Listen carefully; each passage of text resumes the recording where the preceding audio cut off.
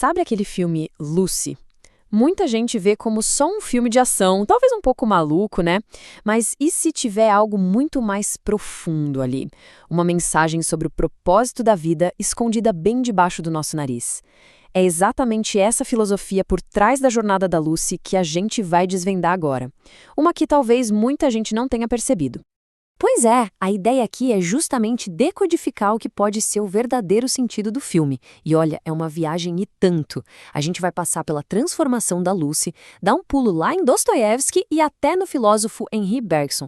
Tudo isso para a gente entender de uma vez por todas o porquê daquele final que deixou todo mundo de cabelo em pé. Ok, vamos começar colocando os pingos nos is. Aquela história de que a gente só usa 10% do cérebro? Então, isso é um mito, tá? A ciência já desmentiu faz tempo. Mas, para o filme funcionar, a gente precisa entrar na onda e aceitar essa premissa. Pense nela como uma ferramenta da história, sabe? É o jeito que o roteiro achou para mostrar o potencial humano sendo destravado. No fim das contas, o que importa mesmo não é a tal da droga, mas sim o que a Lucy faz com todo esse poder que ela ganha. E essa jornada toda começa com a Lucy no estado inicial dela. Antes de tudo acontecer, antes dos poderes, ela está numa situação de vulnerabilidade total. Ela é a presa. E o filme é genial em usar uma analogia visual para deixar isso bem claro. É a tal da analogia da ratoeira. Pensa só, uma ratoeira sozinha não faz nada. O que pega o rato? Não é a mola, é o queijo. O queijo fala direto com o instinto dele. E essa é a forma mais poderosa de capturar qualquer um. Pelo instinto, pela isca, pela sedução. No fundo, todo mundo tem seus queijos e suas ratoeiras, né?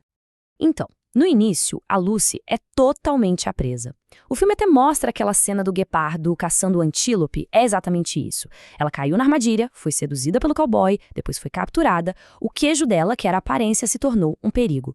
Só que aí, a droga CPH4 entra no jogo e de repente a mesa vira. De presa, ela se torna a predadora alfa, a mais perigosa de todas.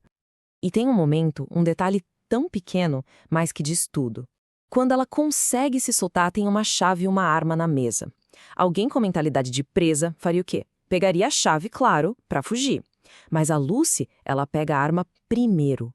Isso mostra a virada de chave na cabeça dela. A mentalidade não é mais de escapar, é de eliminar o problema. A escolha dela não vem do medo, mas da decisão de tomar o controle da situação. Essa nova mentalidade de predadora abre as portas para a próxima fase da evolução dela.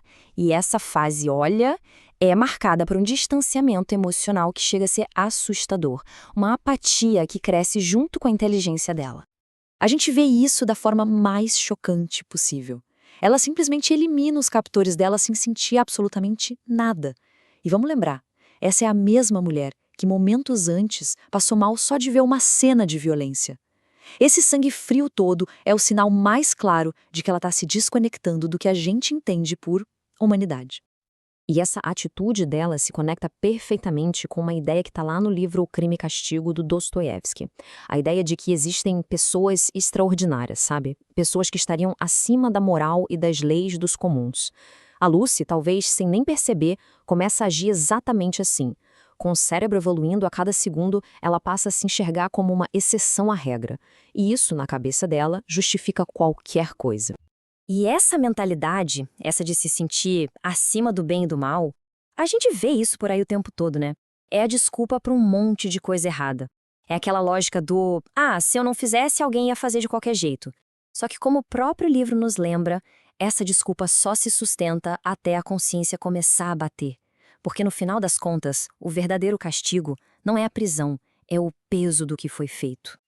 Ok, a evolução da Lucy já a levou a dominar a matéria, mas o verdadeiro salto, o que muda o jogo completamente, acontece quando ela começa a dominar uma dimensão ainda mais fundamental: o tempo. Até esse ponto do filme, o foco da Lucy era controlar o espaço, controlar a matéria. E é aqui que muita gente acha que o filme viaja demais, que vira pura ficção científica. Mas a chave para entender os poderes dela é uma só: tempo. Assim como Einstein mostrou, espaço e tempo estão ligados. A grande virada para Lucy é quando essa palavra, tempo, acende uma luz na mente dela e a joga para o próximo nível. E para a gente sacar isso, a filosofia de um cara chamado Henri Bergson cai como uma luva. Ele falava que existem dois tipos de tempo: Tem o tempo do relógio, sabe? Aquele matemático que a gente mede em segundos, minutos. E tem o que ele chamava de duração, que é o tempo que a gente sente, a experiência interna, um fluxo sem interrupção. A Lucy basicamente quebra as barreiras do tempo do relógio e passa a viver a realidade como essa duração pura. Então, o ponto-chave é esse aqui.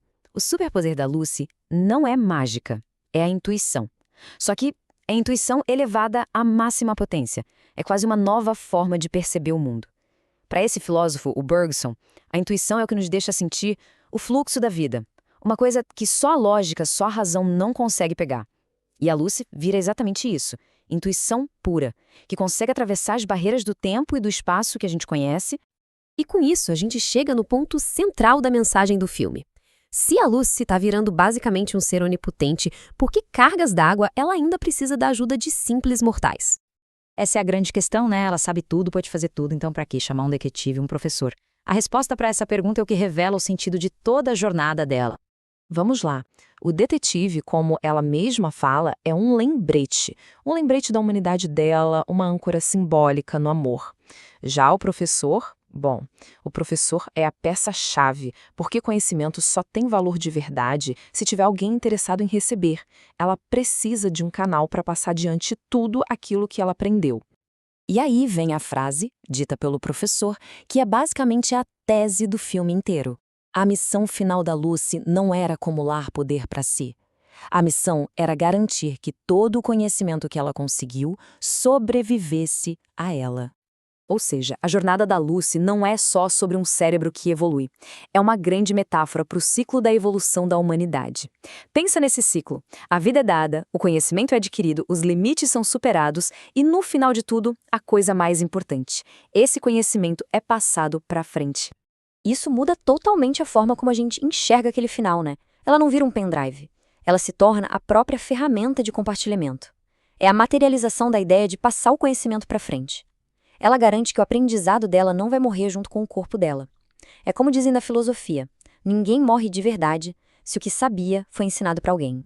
E no fim das contas, a mensagem do filme acaba se voltando para a gente.